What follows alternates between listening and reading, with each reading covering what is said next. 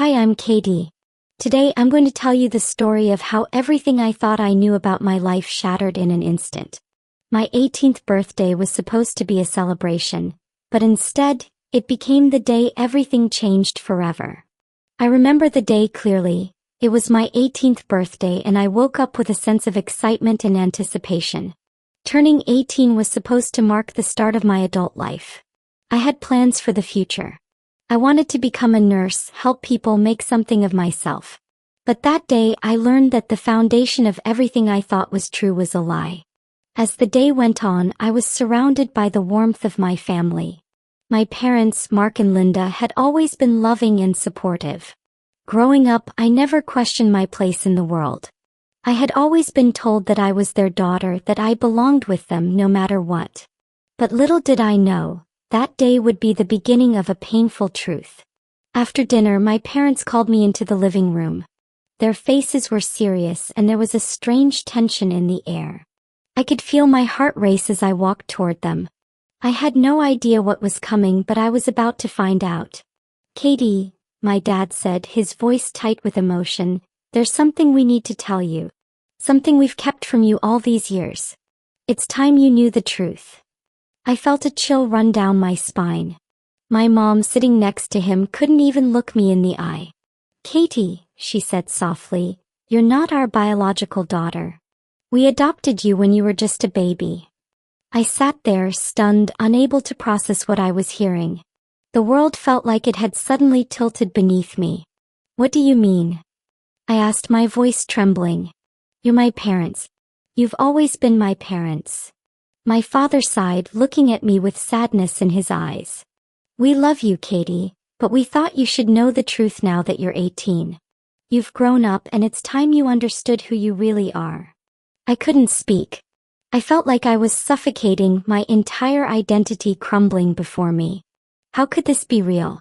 My parents had always been there for me, supporting me, guiding me. But now, in one moment, everything was turned upside down. But that wasn't the hardest part. No, the worst was yet to come. Growing up in Orange County, California, my life seemed perfect. At least that's what I always believed. I had loving parents, Mark and Linda, who worked hard to give me everything I needed. A comfortable home, clothes on my back, and food on the table. It was a life many would envy, or so it seemed. My parents always told me that I was special. They praised me for being a good student, for having a bright future ahead of me. I never questioned their love for me, nor did I ever think twice about the fact that I had no extended family. No aunts, uncles, or cousins ever visited. I never asked why. School was where I thrived. I loved learning and was determined to become a nurse, to help others in the way I knew I had been helped in my own life. My parents always encouraged me to follow my dreams, and they were always there, cheering me on. The future looked bright and I felt like everything was in place. But there was one person who didn't quite fit into my perfect world. That person was Eric, my older brother Brandon's childhood friend. He was charming, funny, and always seemed to know how to make people laugh. When I first met him, I was drawn to him in a way I hadn't been with anyone else. He seemed to have this magnetic energy, and before long we were inseparable. I thought I had found someone special, someone who could make my life feel complete. At first, everything was perfect. Eric made me feel seen, understood, and loved. I had never felt such an intense connection to someone before, and I told myself this was it. This was the relationship I had been waiting for. But as time went on, things started to change. Slowly, imperceptibly at first, Eric began to show a side of himself I hadn't noticed before. He started to tell me what to wear, how to act, and who I should spend my time with. I brushed it off at first, thinking it was just his way of caring about me. But then he started questioning my decisions, my career path, and even the way I spoke to people. It was subtle at first, just little comments here and there. "Don't wear that," he'd say. "That makes you look too bold." Or, "Maybe you should tone it down a bit, people might think you're too much." I didn't want to admit it to myself, but something didn't feel right. I started to lose confidence, questioning everything I did. Was I too much? Was I doing things wrong? Eric made me feel like my natural self wasn't good enough. And then there was the matter of my friends. I noticed that Eric would get uncomfortable whenever I spent too much time with them, especially when it came to hanging out with people my parents approved of. He started planting seeds of doubt about my friendships, telling me that some of them were bad influences, that I should be careful about who I trusted. At first I just thought he was being protective, but deep down I knew there was more to it. He wanted control. The more I tried to assert my independence, the more Eric pushed back. I didn't realize it then, but these small acts of manipulation were the beginning of something far darker than I could have imagined. Brandon, my brother, noticed the changes in me. He would sometimes pull me aside saying, "Katie, you're different. You've changed since Eric came into the picture. You've stopped hanging out with us, you've become distant." But I couldn't see it. I couldn't understand why Brandon was so concerned. To me, Eric was everything. I was in love, and I believed that love was all I needed. Brandon tried to talk to Eric a few times, but Eric was charming, always knowing how to manipulate the conversation, making it seem like Brandon was overreacting. "You know how she is, man. He's just getting older. She'll be fine," Eric would say, always with that smile that could disarm anyone. And every time I found myself defending him, brushing off Brandon's concerns. But as the weeks turned into months, the cracks in our relationship grew. I could feel the distance between me and my family widening. My parents too started to notice the change in me. They'd ask if everything was okay, but I always reassured them that everything was fine. Yet deep inside I knew something was wrong. I didn't want to admit it, but Eric was controlling me in ways I wasn't ready to confront. The things he said to me, the way he isolated me from my family and friends, all began to chip away at the person I had once been. I had become so wrapped up in trying to make him happy, in trying to please him, that I started to forget who I was. And all the while my family stood by, watching as I slipped further and further away. I didn't want to see it. I didn't want to believe that the man I loved, the one who had promised me the world, was slowly taking it all away. But then came the day everything fell apart, the day when everything I had believed in was turned upside down. The day my world shattered started like any other. It was my 18th birthday, and I woke up full of hope, anticipating what the future might hold. After all, turning 18 marked a new chapter, a moment where I could finally begin living as an adult, making my own decisions and following my dreams. But that morning, everything I thought I knew about myself and my family was torn away in an instant. The morning was quiet, but there was an odd tension in the air. My parents, Mark and Linda, weren't as lively as usual. There was no surprise celebration, no warm hugs, and no "happy birthday" as I walked into the kitchen. They seemed to be waiting for something, but I couldn't figure out what. I chalked it up to the fact that I was now an adult, and maybe they were trying to treat me differently, more seriously. After breakfast, my father motioned for me to sit with him and my mother in the living room. A strange unease crept over me, a feeling that something wasn't right. I sat down, expecting them to wish me well on my big day, maybe to tell me how proud they were of the young woman I had become. But what came next was a cruel shock that left me speechless. "Katie," my father started, his voice tight and strained, "there's something we need to tell you.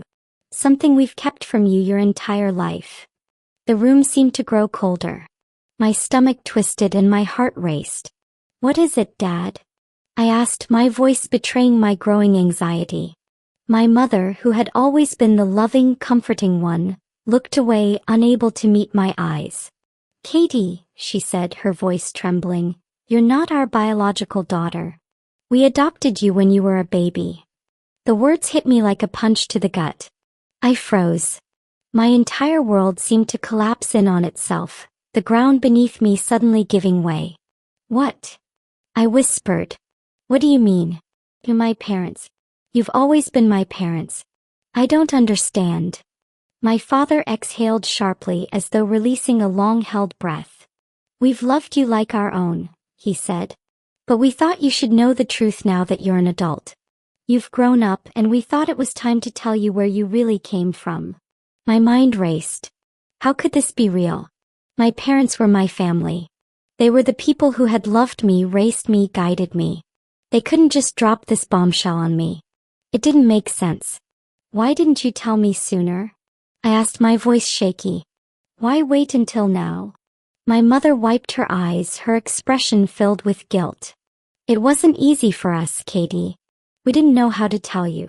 We wanted you to have a normal life, to grow up not feeling different. But now that you're 18, we thought you deserved to know. My father added, it's the truth and we want you to know it. But it doesn't change anything. We are still your parents. I felt a cold wave wash over me. The words adopted echoed in my mind, but they felt foreign, like a word that didn't belong in my reality. I had never once questioned who I was, who my family was. But now, everything I had believed in was crumbling. I opened my mouth to speak, but the words caught in my throat. How could this be happening? What had I done to deserve this? I had spent my whole life believing I was loved, that I belonged, and now this truth that felt like a betrayal. But the shock didn't end there. Before I could process what was happening, my parents dropped another bombshell. My father, with a grave expression, looked me in the eye. Katie, he said, there's something else we need to tell you. We think it's time for you to move out. Now that you're an adult, you need to start living on your own. It's time to go. I blinked, stunned. What? What do you mean? I'm your daughter. I've been your daughter my whole life. You can't just ask me to leave. My voice cracked, the reality of the situation sinking in. My mother, her face pale, nodded. We've done our best, but you're 18 now, and it's time for you to be independent, Katie. You need to go out into the world and figure things out on your own. I couldn't believe what I was hearing. But I don't have anywhere to go. You can't do this to me. My father's tone hardened. You're not a child anymore. You need to learn how to live for yourself. We've helped you as much as we can. It's time for you to leave. The room seemed to spin. I had never felt so abandoned in my entire life. My parents, the people who had always been my pillars of support, were telling me I was no longer welcome in their home. On my 18th birthday, the day that was supposed to mark my transition into adulthood, I was being pushed out, left to fend for myself. I begged them, pleaded with them to reconsider. But it was clear that their decision had already been made. You're not our little girl anymore, Katie, my father said coldly. You're an adult and it's time for you to start living like one. This is for your own good. I stood there, numb, unable to understand what was happening. How could my own parents do this to me? How could they just cast me aside, especially on my birthday of all days? With a heavy heart, I packed my things, the weight of their words pressing down on me. My parents watched in silence as I gathered my belongings. Felt like I was walking out of a dream. No, a nightmare. My world, the life I had known, was slipping away from me. And so I left. I walked out of the house that had once been my home, with nothing but a few bags of clothes and a broken heart. I had no place to go, no one to turn to. My life was no longer mine to control. It was as though my entire identity had been ripped away from me in the span of a few hours. But that was just the beginning. Little did I know what came next would change my life forever. I stepped out of the house and into the cold, uncertain night, my heart pounding. I didn't know where to go and I didn't know how to survive. My entire life had just been turned upside down in a single moment. On the day I was supposed to feel proud, to embrace my adulthood, I was cast out by the people who had raised me. With nowhere to turn, I wandered the streets, aimlessly at first. The city around me seemed indifferent to my pain. Cars rushed by, people walked in their own worlds, and I was just another face in the crowd. Except I wasn't really a face at all. I was invisible, lost, and alone. I didn't have a plan. All I had were my clothes, a few belongings I managed to shove into a backpack, and a growing sense of desperation. My first instinct was to find a friend, someone who could offer me a place to stay, but I quickly realized that I didn't have anyone I could trust, not really. The people I thought were my friends had distanced themselves. They didn't know the real me, not the one who was slowly unraveling. I tried to go back to my parents' house to beg them to let me in. But their door was locked and their hearts were closed. They had made their decision and nothing I said or did could change it. They had erased me from their lives and I had no choice but to accept it, no matter how deeply it hurt. The first night was the hardest. I found a park bench, but it was too cold to sleep and the anxiety gnawed at me. The city that had once been home felt alien and hostile. I was scared. I didn't know how to survive out here, but I had no choice but to figure it out. The next day I found a shelter, a cold, dark building where people like me, people who had nowhere else to go, were herded together like cattle. There were no comforting words, no help or understanding. Just people, all broken in their own ways, clinging to whatever hope they had left. I wasn't even sure I belonged here, but there was nowhere else to turn. The smell of mildew, the noise of people fighting over space, the constant sense of danger. This was now my reality. I tried to keep to myself to avoid getting too close to anyone. But it was impossible. Everyone was trying to survive just like me. There were stories of betrayal, of addiction, of families lost. I met other women, men, people of all ages and backgrounds, all with their own stories of how they had ended up in the same place as me. We all had one thing in common. We had been forgotten by the world. No one cared about the homeless, not really. We were invisible to most people, treated like a problem to be ignored or dealt with from a distance. Days turned into weeks and I found myself falling into the rhythm of survival. I learned how to navigate the streets, how to stay out of trouble, how to find food when there was none. I had to adapt quickly. There were no easy choices and every day felt like a battle to keep my dignity intact. My once hopeful dreams of becoming a nurse seemed so far out of reach. How could I have ever imagined a life of helping others when I could barely help myself? I learned to search through trash bins for food. I quickly became good at it. It was humiliating, but it was survival. If I was lucky, I could find something to eat that wasn't completely spoiled. Sometimes, it was just a half-eaten sandwich or a bag of chips that someone had tossed aside. But other times it was empty and I had to go without. The hunger gnawed at me constantly. My body began to weaken and my clothes grew dirty and torn. The cold nights were the worst. I would huddle under cardboard boxes or in doorways, trying to shield myself from the chill. I rarely slept, always on edge, listening for footsteps that could signal danger. The streets weren't a safe place and I learned quickly that you had to watch your back. I kept my distance from the others in the shelter, not wanting to get too close, but also afraid of being alone. There were nights when I would cry, hidden in the shadows, feeling utterly lost.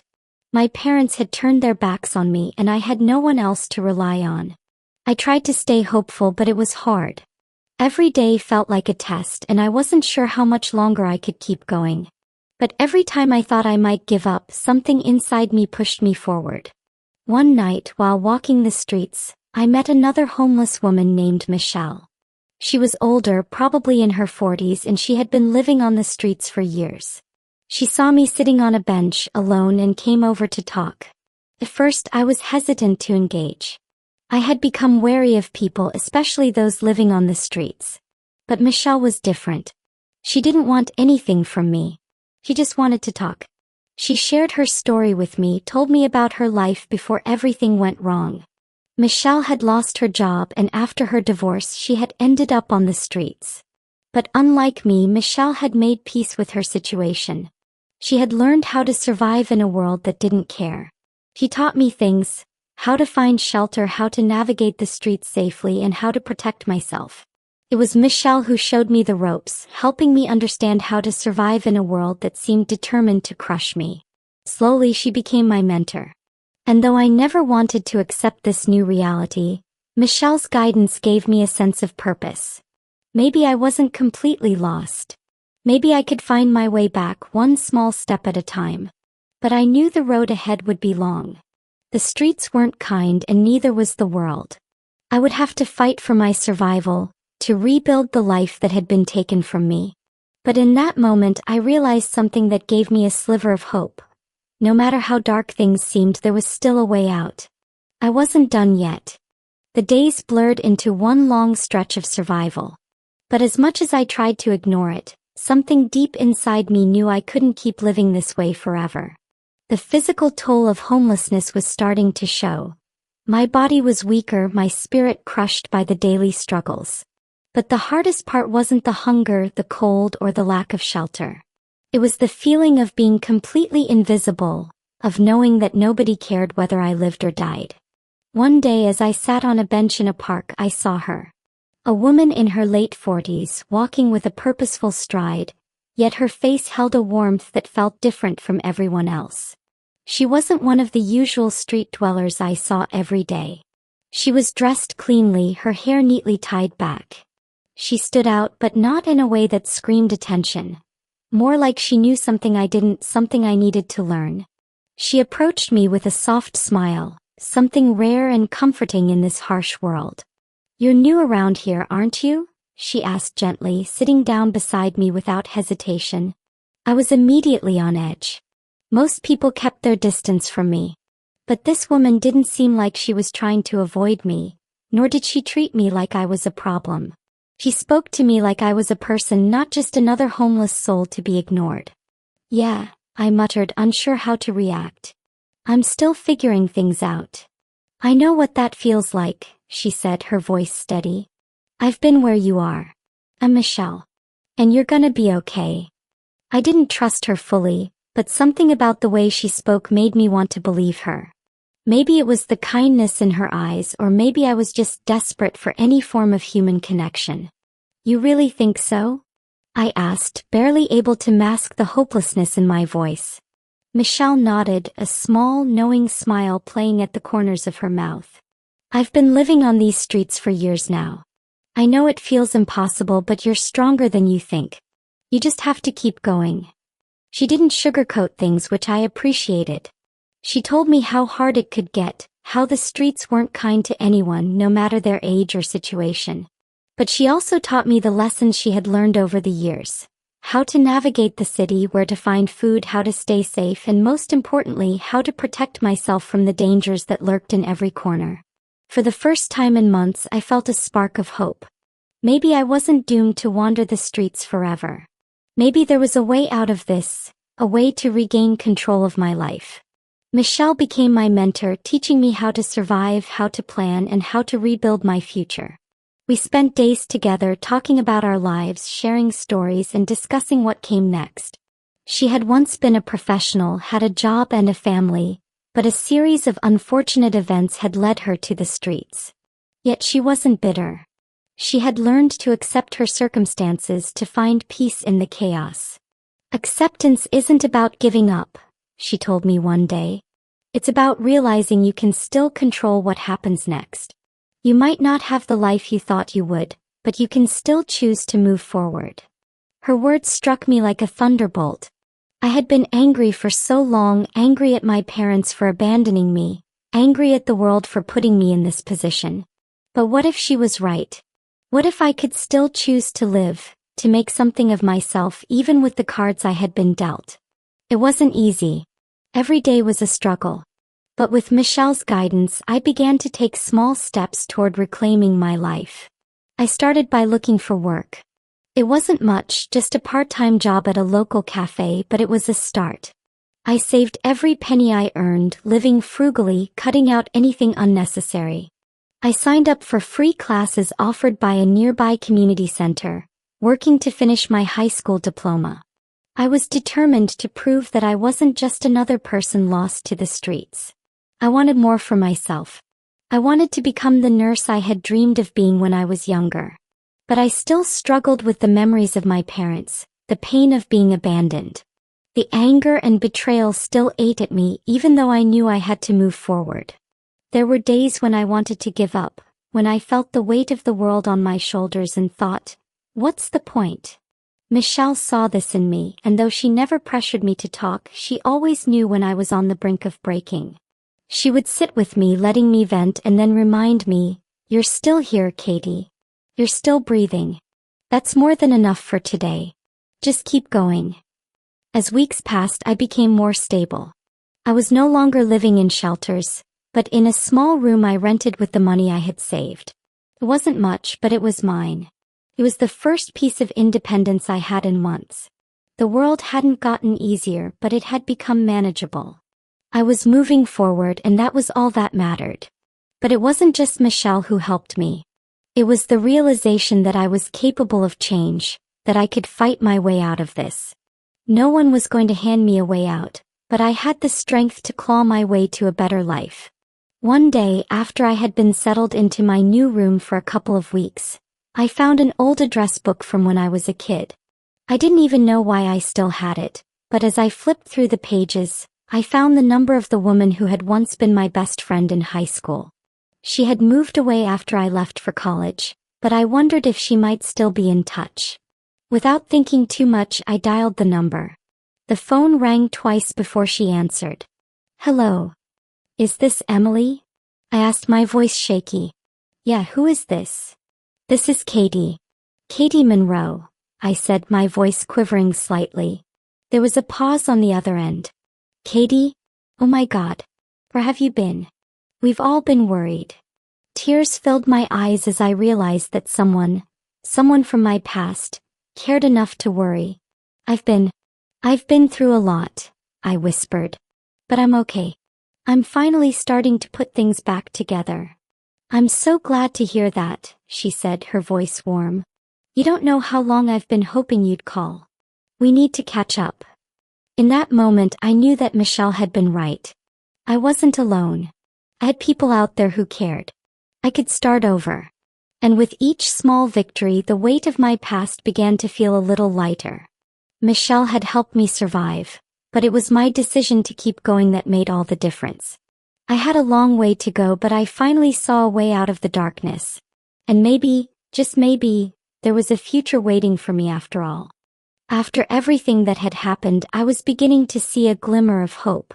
It wasn't much, but it was something. Michelle's words kept echoing in my mind. "You're stronger than you think, Katie."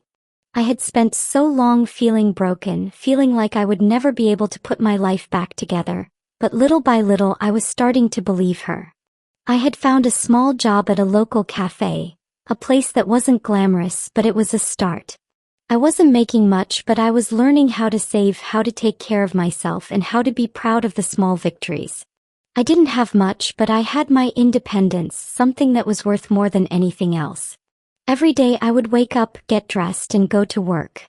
I was determined to keep going no matter how tough it got.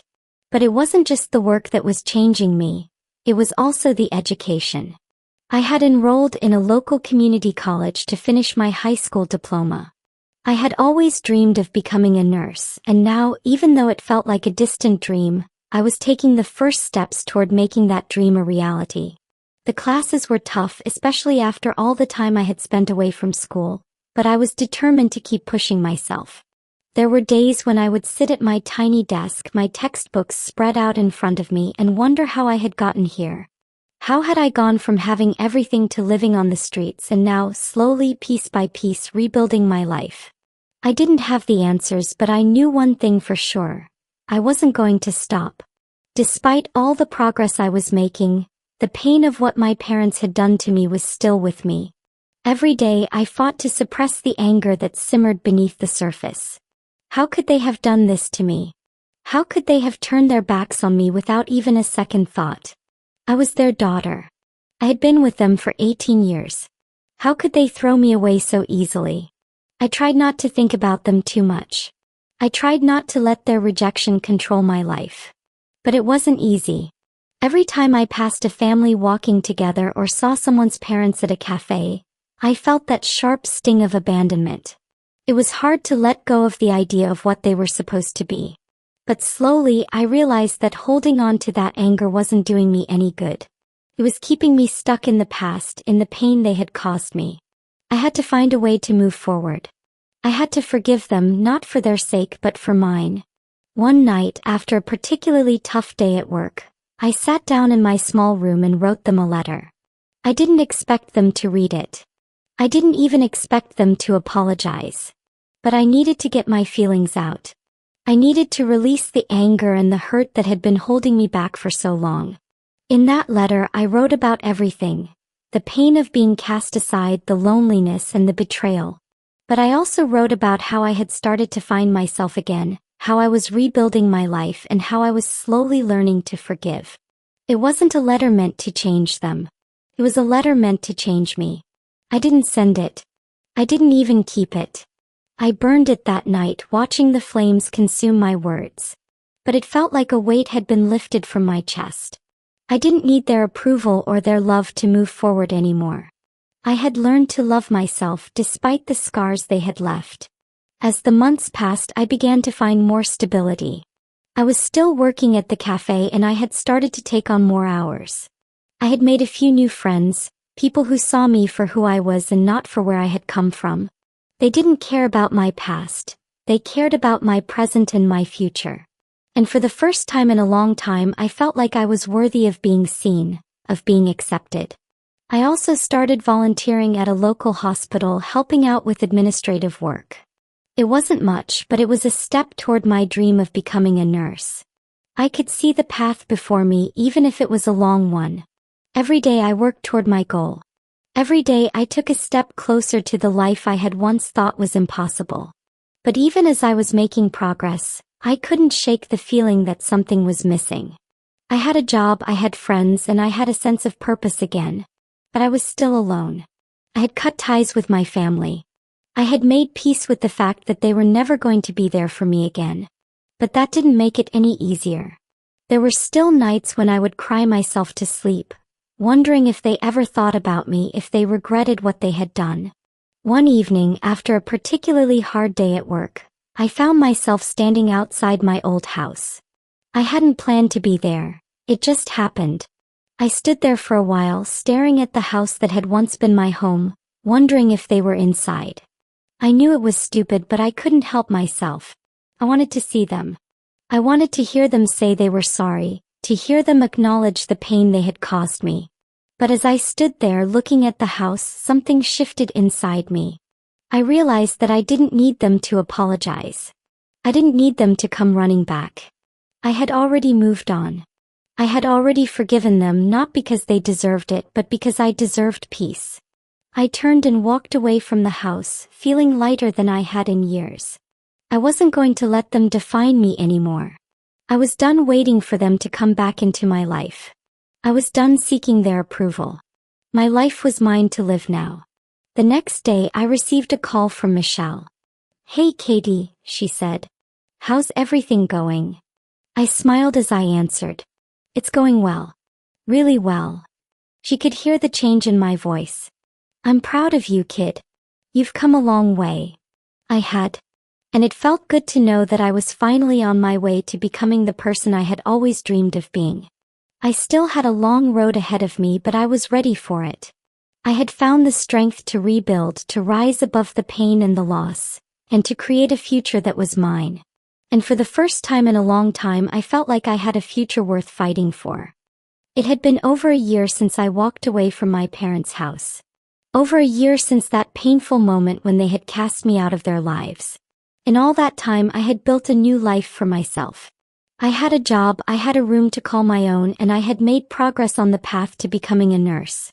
My days were filled with small victories. Passing classes, earning enough to save, learning how to rebuild what had been broken. But even with everything I had accomplished, there was a hole in my heart. The pain of being rejected by my parents, the people who were supposed to love me unconditionally, never fully healed. Every time I passed a family walking together or saw someone's parents at a cafe, the emptiness would resurface, reminding me of what I had lost. I had forgiven them, at least in my heart, but I hadn't forgotten. And I didn't know if I ever would. The wound they had left was deep, and though I had learned to live without them, part of me still longed for the family I once had. One cold afternoon, as I was finishing up at the cafe, I got a call. It was from an unknown number, but something inside me told me to pick up. "Hello." I answered, my voice shaky, unsure of what to expect. "Katie?" The voice on the other end was familiar, though I hadn't heard it in so long. It was my brother, Brandon. My heart skipped a beat. Brandon hadn't contacted me since the day I left. He had been part of the reason I had been thrown out. He had sided with our parents, telling me that I needed to leave, that I was making a mistake by being with Eric. It felt like a betrayal, and I had sworn off any hope of reconnecting with him. But hearing his voice now, it was a shock. "Katie, I need to talk to you," he said, his voice low, almost apologetic. "It's been too long. I've been thinking about you a lot, and I want to make things right. I didn't know how to respond. After everything that had happened, I wasn't sure if I was ready to hear what he had to say. But something in his tone made me listen, made me want to give him a chance, even if only to get closure. I don't know if there's anything to make right, I said, my words sharp with the hurt I still felt. You were part of what happened to me, Brandon. You chose to stand by them when they kicked me out. I can't just forget that. I know, he said quietly, his voice breaking. I was wrong. I don't expect you to forgive me. I don't even know if you ever will. But I need you to know that I'm sorry. I should have been there for you. I should have helped you. But I didn't understand and I made the wrong choice. There was a long silence on the other end of the line. I didn't know what to say. I had spent so many nights crying over the rejection, over the pain of losing my family. But hearing him admit his mistake, hearing the sincerity in his voice, it made me hesitate. Maybe he really did understand how much he had hurt me. I don't know if I can just forgive you, Brandon, I said, my voice softer now. You hurt me. I needed you and you chose to walk away. I know, Katie, he said, his voice full of regret. I wish I could take it all back. I don't know what to say to make it right, but I want to try. Please, if you can, let's talk. I'm coming to the city soon. Can we meet? I closed my eyes, torn between the anger and the desire for reconciliation. I had built a life without them and I wasn't sure if I was ready to open that door again. But something inside me whispered that maybe this was the chance I had been waiting for. A chance to heal, to finally put the past behind me. I don't know, I said slowly. It's been a long time and I've moved on. But I'll think about it. We'll see. We ended the call with a promise to talk again soon, but I couldn't stop thinking about what had just happened. Brandon had reached out. He had acknowledged the hurt he had caused. He wasn't asking for forgiveness, but he was trying. And for the first time in a long while, I considered the possibility that healing might be possible. Not just for him, but for me too. A week later, Brandon called again, and this time he wasn't calling to ask for forgiveness. He was calling to tell me that he was coming to see me. He wasn't sure what I wanted from him, but he wanted to be honest. He arrived at a small park where I agreed to meet him. When I saw him standing there looking like he hadn't changed much, my heart dropped. He was still the same brother, the same person I had known. But this time, there was something different in his eyes. A vulnerability I hadn't seen before. I know I don't deserve this, Brandon said as we sat down on a bench. But I need you to know that I'm sorry. I've carried that guilt for so long and it's been eating me up. I don't know how to fix it, but I want to start by making things right with you. I looked at him, unsure how to react. This wasn't the same person who had rejected me, who had stood by and watched as my life fell apart. This was someone who had finally recognized the pain he had caused and was willing to face it. And though I still hurt, I knew that this moment was about me taking back my power. I didn't need him to validate my worth anymore. I had learned to stand on my own. I don't know if I can forgive you, Brandon, I said quietly, my voice wavering. It hurt too much. But I'm willing to try. Not for you, but for me. I need to let go of the anger, of the pain. I don't want it to control me anymore. Brandon nodded, tears welling up in his eyes. I'll take whatever you're willing to give. I just want to be part of your life again if you'll let me. And that was the beginning of something new. It wasn't immediate. It wasn't easy. But it was a start. I didn't know where this would lead, but for the first time in a long time I felt like I could breathe again. I didn't need to carry the weight of resentment anymore. I had forgiven him not because he deserved it, but because I deserved peace. Reconnecting with my brother wasn't an easy process, but it was the first step toward healing. It didn't erase the years of hurt, but it allowed me to move forward, one step at a time. I had spent so long running from the past, but I realized now that in order to heal, I needed to face it head-on. My journey wasn't over. There were still so many things I had to work through. But with each day I was getting closer to the person I wanted to be. The person I had always been capable of becoming. I was rebuilding my life not just for myself but for the people who truly cared about me. And with each passing day I learned that forgiveness wasn't a gift for the other person, it was a gift for me. As time went on, the wounds of the past began to heal, though the scars would remain. With each passing day, I found a sense of peace that had eluded me for so long. My journey had been full of challenges, betrayal, homelessness, and the struggle to survive, but it had also been a journey of growth. I was no longer the broken girl who had been cast out by her family. I had learned how to stand on my own 2 feet, how to find strength in the midst of adversity. I still worked at the cafe, but my life had changed beyond recognition. I had taken classes to finish my high school diploma and was now enrolling in nursing school. My dream of becoming a nurse was no longer something distant and out of reach. It was a tangible goal that I was actively working toward. It wasn't easy, but nothing worth having ever was. And then one day I received a call that would change everything. "Hello, is this Katie Monroe?" The voice on the other end was unfamiliar but somehow comforting. "Yes, this is Katie," I replied, still unsure who was calling. "This is Sophia," the voice said. "I'm a social worker at a rehabilitation center.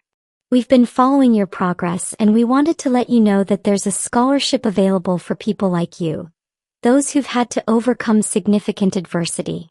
We'd love to help you continue your education."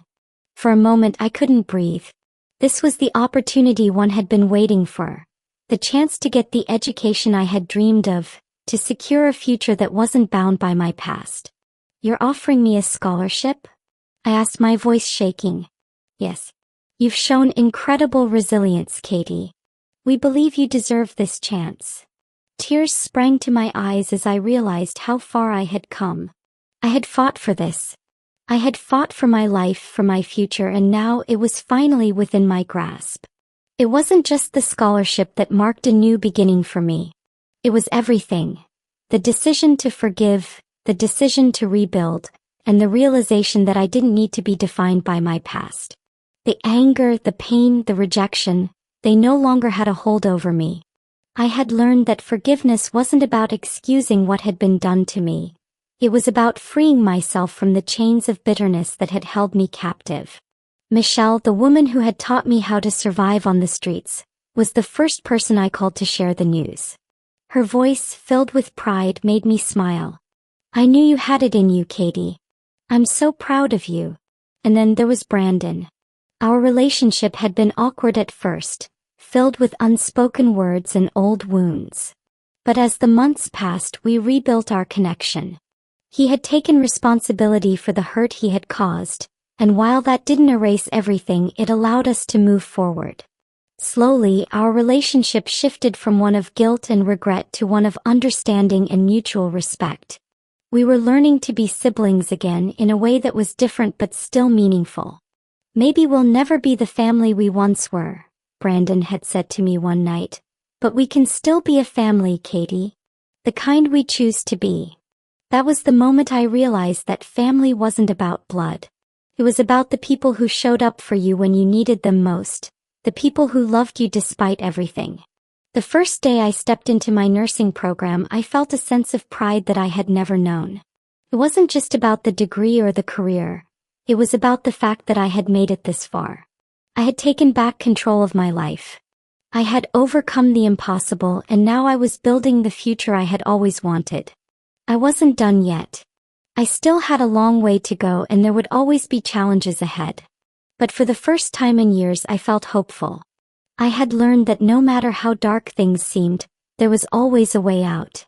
And in the end, it wasn't about how you started. It was about how you chose to finish.